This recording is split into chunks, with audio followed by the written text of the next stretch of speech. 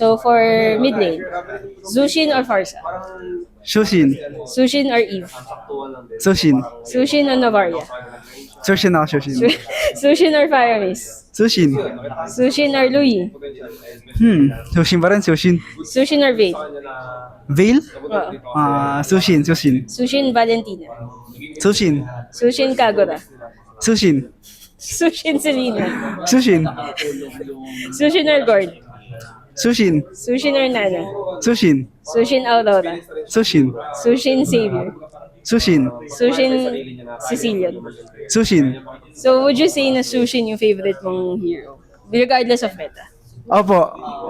Siya rin favorite ko. Pero wala kasi nabanggit yung favorite hero ko Sige, eh. sino? Favorite hero ko si si Chang eh.